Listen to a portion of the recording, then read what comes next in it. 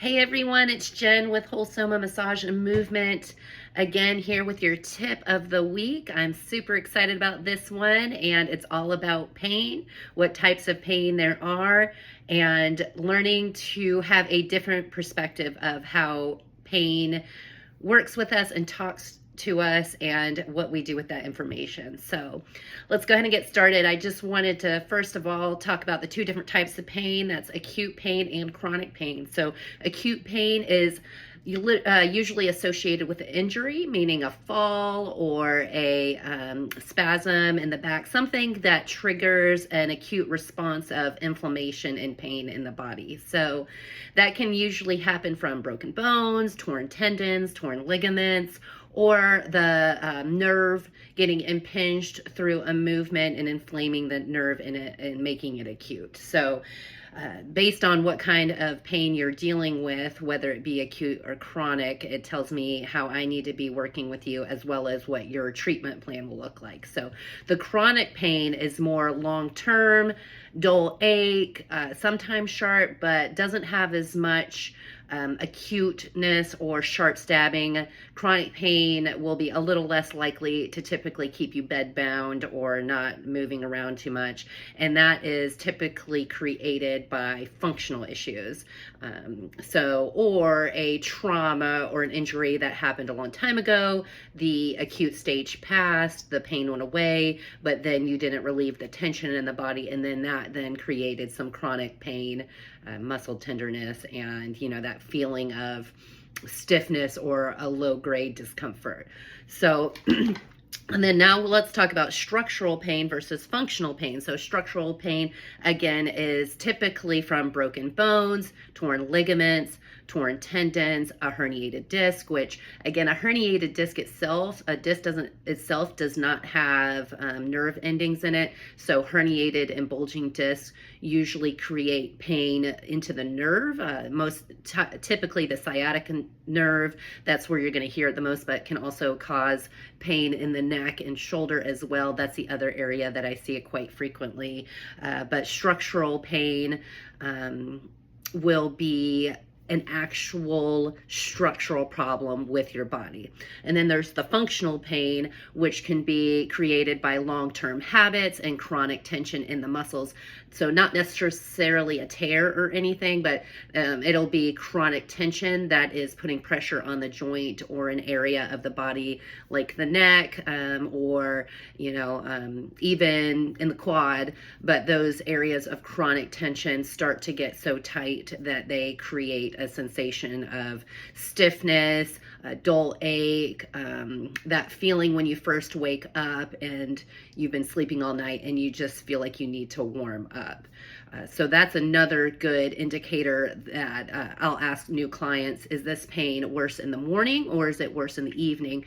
Typically, morning pain is more associated with chronic muscle tension, and then nerve or deeper issues like a tear pain typically is worse in the evening after you've been using your body throughout the day and you've inflamed it. So, okay, so now you guys kind of have a little breakdown of what the different types of pain are. So hopefully you can take a look at your body and go, yeah, I think I'm experiencing acute structural pain, or I'm dealing with chronic functional pain. So hopefully that helped you out. The other thing I wanted to discuss today, and we talk about this in somatics, is our incorrect relationship that we've learned with pain when we were younger, especially if you're from older generations, basically like me and older, which is like millennials and older, where we heard a lot of no pain, no gain, push through it, just stretch through it.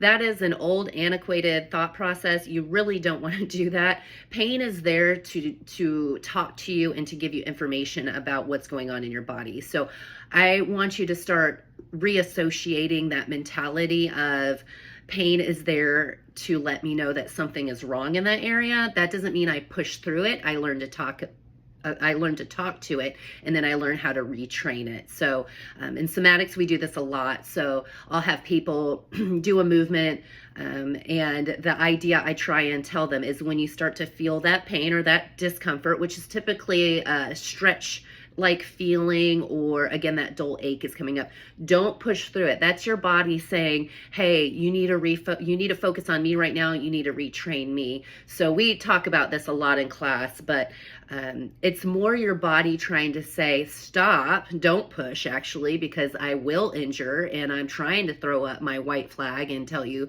or red flag, and say, hey, stop, stop. So next time you feel pain, let's say you're doing a stretch and you start to feel discomfort, and you're like, okay, there's the stretch.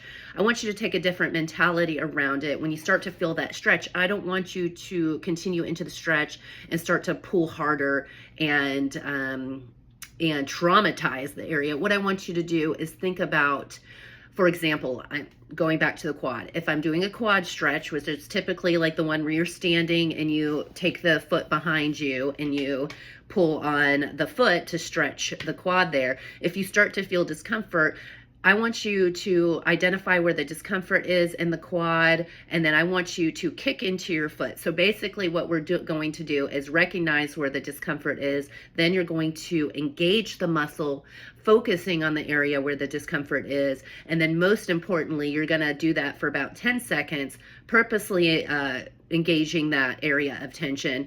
And the most importantly, when you start to release it, I want you to focus on slowly releasing the quad. So not the stretch, but I want you to focus on actively releasing the tension. So I'll kick with my foot for about 10 seconds, engaging my quad, and then I'll consciously and slowly release that kick, slowly. And what will happen is you will retrain that muscle to not be chronically tight. So you're teaching it what full contraction is, and then you're teaching it what full relaxation is. And then over time, you'll retrain the muscle to regain its full muscle potential and range of motion, as long as you use that cognitive thought. So I hope that was helpful. Take that information about pain, apply it to your life. If you have any more questions about pain or your particular pain, please comment below. I'll be happy to answer and guide you. I also do online sessions, FaceTime or Zoom meetings. So if you ever want to do an online session and learn more about your particular pain and what some things could help, please comment below, or let me know if you'd like to learn more about that. So y'all have a great day and take care of your bodies.